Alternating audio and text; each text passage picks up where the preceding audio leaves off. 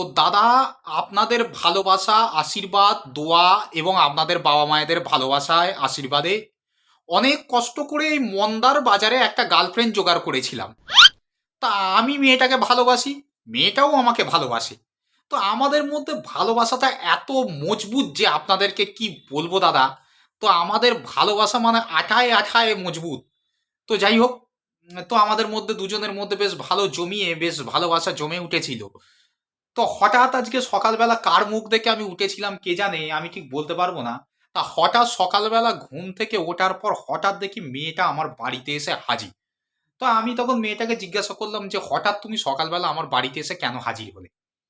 তো মেয়েটা আমাকে বলছে যে রিজু, এই যে তোমার আমার যে সম্পর্ক, সেই সম্পর্কটাকে তুমি ভুলে যাও। তা আমি তখন বললাম যে কেন? বলছে দেখো, তোমার আমার এতদিন যা সম্পর্ক হয়েছে, যা কিছু রিলেশন হয়েছে, যা কিছু করেছি, যা কিছু হয়েছে, তো এইসব ভুলে যাও। আজকে থেকে আমাদের মধ্যে ব্রেকআপ। আজকে থেকে তুমি তোমার মতন, আমি আমার মতন। তো আমি তখন মেয়েটাকে প্রশ্ন করলাম যে কি এমন হলো যে তুমি তোমার মতন আর আমি আমার মতন? আমি কি কোনো অপরাধ করেছি? আমি কি কোনো দোষ করেছি? আমি কি তোমাকে কিছু বলেছি যে এখন তুমি আমার সঙ্গে তুমি ব্রেকআপ করে দিচ্ছ? তো তখন মেয়েটা আমাকে বলছে যে তুমি কোনো দোষ করনি, তুমি কোনো অপরাধ করনি, তুমি আমার সঙ্গে কোনো খারাপ ব্যবহার করনি, কিন্তু তারপরও ব্রেকআপ। আমি তখন জানতে চাইলাম আসলে হয়েছেটা কি, তুমি সেটা বলো। তখন মেয়েটা বলছে যে সমস্যা হচ্ছে গতকাল মানে কালকে রাতে আমাদের পাড়ায়, মেয়েটা বলছে আর কি, বলছে গতকাল মানে কালকে আমাদের পাড়াতে একটা চোর ধরা পড়েছে।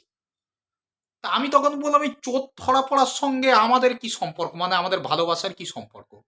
তখন মেয়েটা আমাকে বলছে যে ওই চোরের সঙ্গেই তো আমাদের ভালোবাসার সম্পর্ক। আলাম কিরকম?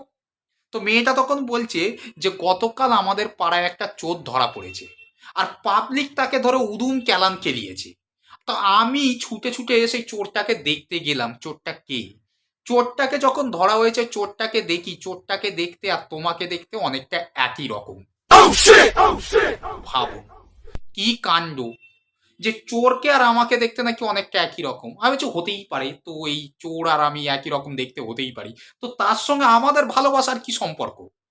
তো তখন মেয়েটা বলছে, মানে আমার গার্লফ্রেন্ড বলছে আর কি, আমার গার্লফ্রেন্ড বলছে, বলছে সম্পর্ক হচ্ছে এটাই যে যখনই তোমার মুখটা দেখি তখনই ওই চোরটার কথা মনে পড়ে যায়।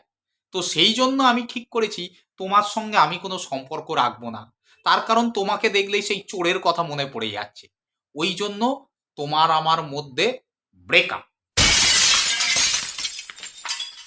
তো প্রিয় দর্শক বন্ধু এবং আমার প্রিয় সাবস্ক্রাইবাররা, আপনাদেরকে একটা কথা বলতে চাই, আজ আমার ব্রেকআপই হোক আর যাই হোক না কেন, যেটাই হোক না কেন, আমার তাতে দুঃখ নেই। বিষয়টা হচ্ছে এই যে আমার গার্লফ্রেন্ড মানে মেয়েটা যে বলল যে আমার সঙ্গে নাকি চোরের সম্পর্ক আছে বলে সেই জন্য নাকি সে নাকি আমার সঙ্গে সম্পর্কটা বিচ্ছেদ করে দিল। আসল কেস ওটা নয়।